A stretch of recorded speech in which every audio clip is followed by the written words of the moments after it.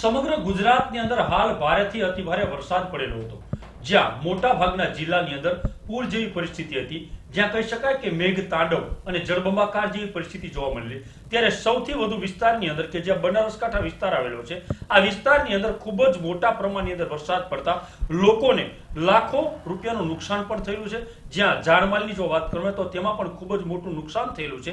ત્યારે આજે ઘણા લોકો ઘર વગરના થયા છે, જેમની પાસે આજે કોઈ ખાવાની વ્યવસ્થા નથી, રહેવાની વ્યવસ્થા નથી, કપડાની વ્યવસ્થા નથી, ઓઢવાની વ્યવસ્થા નથી। આવા લોકો જે હેરાન થઈ રહી છે, ત્યાં સરકાર પોતાની નૈતિક જવાબદારી હોય, સરકાર તો પોતે કામ કરી જ રહી છે, પણ ત્યારે વિસ્તારના લોકો પણ આ કામની અંદર પોતે જોડાયેલા છે। ત્યારે આવી જ કંઈક વાત બોટાદની કે જ્યાં બોટાદની એમડીસા વિદ્યાલય કે જ્યાં આ વિદ્યાલયના વિદ્યાર્થીઓ અને વિદ્યાર્થીનીઓ આજે સ્કૂલના શિક્ષકોની સૂચના મુજબ ઘેર ઘેર જઈ અને લોકો પાસેથી તેમની પાસેની જે કાંઈ વધારાની જરૂરિયાતની વસ્તુ પડેલી હોય, જેમ કે કપડાથી માંડી અને તમામ વસ્તુ તેમની પાસે માગેલી હતી। ત્યારે લોકોને ખાવાની તકલીફ ન પડે તેને લઈ લોટ, શાકભાજી, અથાણા, મરચા, મસાલા આવી અનેક વસ્તુ અને રોકડ રકમ એકત્રિત કરી અને હાલ આ શાળાના વિદ્યાર્થીઓ શિક્ષકો સાથે રહી અને બનાસકાંઠાની અંદર પૂરની અંદર ફસાયેલા આ લોકો કે જેમની પાસે હાલ કોઈ વસ્તુ નથી, તેમને પહોંચાડવાની હાલ અત્યારે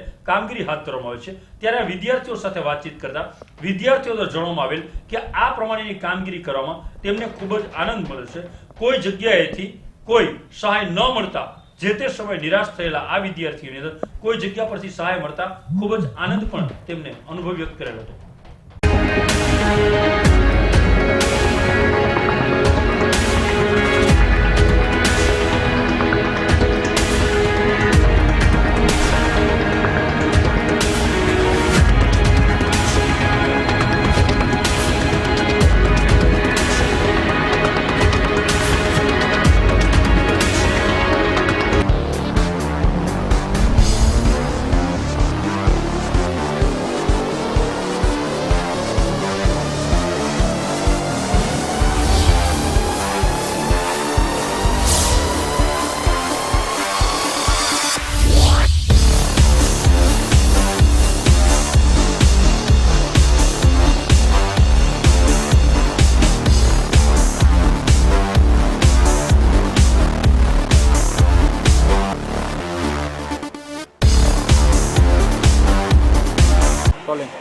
શું નામ? નમસ્કાર, મારું નામ શુક્લ છે। કઈ સ્કૂલમાં અભ્યાસ કરો છો અને કેટલામાં ધોરણમાં? હું એમડીસા વિદ્યાલયમાં 9 ધોરણના ધોરણમાં અભ્યાસ કરું છું। ખાસ કરીને પૂરગ્રસ્તો માટે આજે તમે ઘેર ઘેર નીકળેલા હતા, કેવો અનુભવ થયેલો હતો તમારો? અમને આપણા જનતાનો ખૂબ જ સારો અનુભવ હતો। પૂરગ્રસ્ત પીડિતો માટે તેમણે ખૂબ જ ખાદ્ય પદાર્થો તેમજ વિવિધ પ્રકાર ખાદ્ય પદાર્થો, કપડાં વગેરે અમને મોકલાવ્યું હતું અને તેમજ રૂપિયા અને પૈસા પણ આપ્યા હતા, તેનું દાન પણ કર્યું હતું અને ઘણા લોકોએ તો ખૂબ જ વધારે તેમનું નામ સાંભળીને દાન કરેલું હતું। પહેલાં જ્યારે 2001માં જ્યારે કચ્છનો ભૂકંપ થયો ત્યારે પણ અમારી શાળાએ આ પ્રમાણમાં કર્યું હતું અને ત્યારે પણ લોકોએ આ જ પ્રમાણમાં અમારું યોગદાન આપ્યું। ઘણી જગ્યા પર તમે કોઈને કોઈ વસ્તુ લેવા માટે ગયેલા છો, કોઈ જગ્યાએ તમને ના પાડવામાં આવેલી ખરી? હા, કોઈ જગ્યાએ એવું બની શકે, પરંતુ પછી અમે તેમને કહેતા કે અમે તમને કહેતા કોઈ વાંધો નહીં, પછી તેઓ સમજતા અને તેઓ ખુદ જ આપી દેતા। જ્યારે ના પાડતા ત્યારે કેવો અનુભવ થતો? તમારામાં નિરાશા આવતી કે તમારી અંદર વધારે ઉત્સાહ આવતો? અમને ખૂબ જ એક ક્ષણે અમને ખૂબ જ નિરાશા થતી કે શું હવે આપણા સમાજનું શું થશે, પરંતુ બીજા ક્ષણે અમને ઉત્સાહ આવતો કે આ નહીં તો બીજું તો જાગશે જેમને આપણા પૂરગ્રસ્ત પીડિતો માટે સાહસ હોય।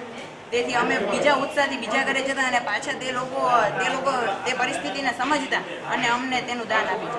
જેના માટે અત્યારે તમે વસ્તુ એકત્રિત કરો છો તેમને તમે ઓળખતા પણ નથી, તેમ છતાં આ કામગીરી જ્યારે તમે કરો છો કેવો આનંદ લાગે છે? કેવું લાગે છે? અમને ખૂબ જ આનંદ લાગે છે, કેમ કે આ કામ એક માનવતા માટેનું છે અને માનવતામાં માનવની જ્યારે મદદ કરે છે ત્યારે જ ત્યારે જ સાચું પુણ્ય કહેવામાં આવે છે। શું નામ તમારું? કેટલામું ધોરણ અને કઈ શાળામાં અભ્યાસ કરો છો? ખાસ કરીને પૂરગ્રસ્ત માટે આજે તમે લોકો નીકળેલા હતા, ઘેર ઘેર ગયા હતા, શું શું એકત્રિત કરેલું હતું અને કેવો અનુભવ થયો?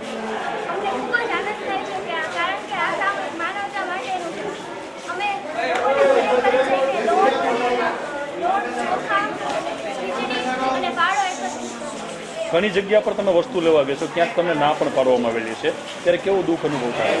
ત્યારે એવું થાય કે આ લોકો કેમ આ લોકોને ના પાડતા હશે મદદ કરવાની, આ એક ત્યારબાદ અન્ય જગ્યા પર જ્યારે તમને વસ્તુ આપતા તમે માંગતા અને તેઓ દેતા હતા કેવું લાગતું હતું ત્યારે? ત્યારે ખૂબ જ આનંદ થતો હતો કે આજે પણ ભારતમાં અને વિશ્વમાં આવી માનવતા છે. ખાસ કરીને જેના માટે આ તમે વસ્તુ એકત્રિત કરી છે તેને તમે જોયા નથી, તમે ઓળખતા નથી, તેમ છતાં તમારામાં એક આનંદ અને ઉત્સાહ જોવા મળે છે. શું કારણ? કારણ કે તે આપણા ભારતના વાસીઓ છે, આપણા ભાઈ બહેન છે, બધાને તેમને મદદ કરવી જોઈએ. ઓકે, આપનો પરિચય? સુધીરસિંહ એમ ચુડાસમા, એમડી શાહ વિદ્યાલયના પ્રિન્સિપલ તરીકે અત્યારે 1 જુલાઈથી ચાર્જ લીધું છે. ખાસ કરીને પૂરગ્રસ્ત વિસ્તારની અંદર જે લોકો હાલ હેરાન થઈ રહ્યા છે તેના માટે આપની શાળા દ્વારા વસ્તુ એકત્રિત કરવા માટે ઘેર ઘેર મોકલેલા છે. કેવા પ્રકારની આજની કામગીરી રહી આપની?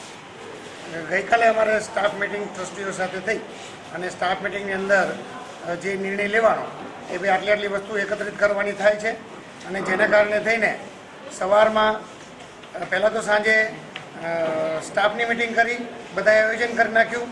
બીજા દિવસે આજે શનિવારે સવારની અંદર વિદ્યાર્થીની સાથે પ્રાર્થના કર્યા પછી એક કડીબદ્ધ આયોજન ગોઠવ્યું છે અમે, અને આયોજનના માધ્યમથી તમામ સ્ટાફની જહેમત અને તમામ વિદ્યાર્થી ભાઈ બહેનોની જહેમતથી આજે અમે અત્યાર સુધીમાં જેને એમ કહેવાય કે અકલ્પનીય, અને મારા માન્યમાં મેં તો આવું કદી જોયું જ નથી, પણ મારા માન્યમાં ન આવે એટલી હદે તમામ સ્ટાફે જહેમત ઉઠાવી, વિદ્યાર્થી ભાઈ બહેનોએ જહેમત ઉઠાવી અને જે કામગીરી કરી છે જે આપ જોઈ શકો છો.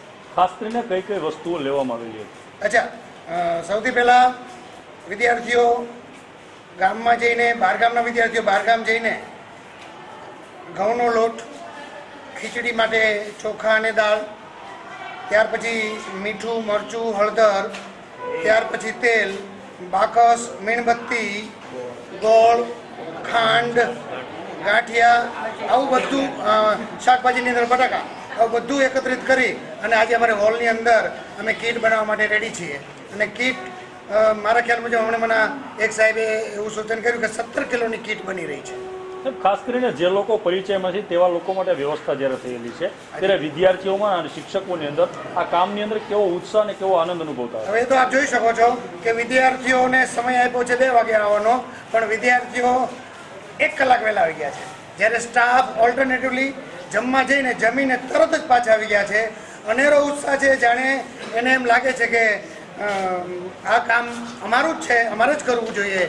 સમગ્ર યુનિટ, ટ્રસ્ટ, શિક્ષક ભાઈ બહેનો, વિદ્યાર્થી ભાઈ બહેનો અને સમગ્ર ગામની જનતાનો જે અનેરો સહકાર મળ્યો છે અમને, જેથી અમે ગદગદ થઈ ગયા છીએ. ખાસ કરીને કુદરતી જ્યારે આવી આફતો પડતી હોય છે ત્યારે લોકોને આપ આવા સંજોગોમાં શું સંદેશો આપવા માંગશો? બસ માત્ર એવો જ સંદેશો આપવા જઈ રહ્યો છું કે જ્યારે કોઈ પણ દુઃખના સમયે અથવા તો આપત્તિના સમયે જ્યારે અમારી વિદ્યાભારતી સંચાલિત એમડી શાળા વિદ્યાલય છે એને જે જહેમત ઉઠાવી છે, એને જે અથાગ પરિશ્રમ કર્યો છે, અને એના માટે થઈને આ સંદેશો જાય, જેથી કરીને એક માનવતાનો દીવડો મહેકી ઉઠે અને લોકો સુધી આ સંદેશો જાય અને આપોઆપ પોતે પોતાના થકી જે રીતે હોય શ્રમદાન કરીને અથવા તો અન્ય કોઈ રીતે મદદ કરવા માગતા હોય તો એને આવી આપત્તિના સમયે પહોંચી જવું જોઈએ, જે અમારી શાળા, અમારો પરિવાર, અમારું ટ્રસ્ટ આપના માધ્યમથી કહેવા માંગે છે.